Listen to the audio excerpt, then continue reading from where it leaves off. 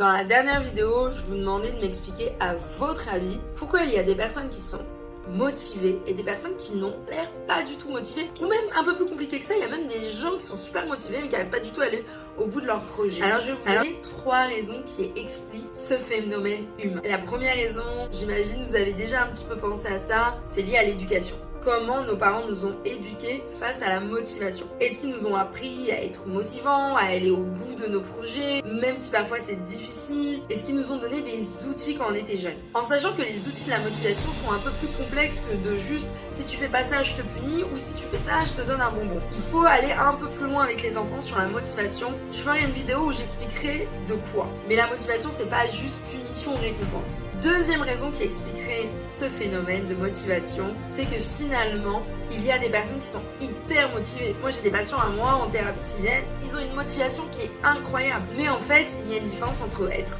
vraiment motivé et aller au bout de ses projets. Donc la question est de savoir pourquoi des personnes parfois sont motivées mais n'arrivent pas à aller au bout des projets. Il y a plusieurs explications. Mais si on pourrait faire un résumé, en gros, ces gens-là ont un blocage. Peut-être qu'ils n'ont pas confiance en eux, peut-être qu'ils ont tendance à vouloir avoir tout de suite le résultat, peut-être qu'il y a des automatismes inconscients qui les empêchent à aller au bout du résultat. En fait, il y en a plusieurs. Et la problématique donc dans ce genre de catégorie n'est pas la motivation, mais autre chose, essayer d'aller au bout d'un projet. La troisième raison, elle va pas trop vous faire plaisir, mais apparemment, c'est aussi génétique. C'est-à-dire qu'il y a sûrement des gènes qui poussent les personnes à être plus motivés, plus curieux, voire moins de blocage pour aller au bout d'un projet, et certains peut-être gènes nous en empêchent. Encore une fois, rien n'est définitif.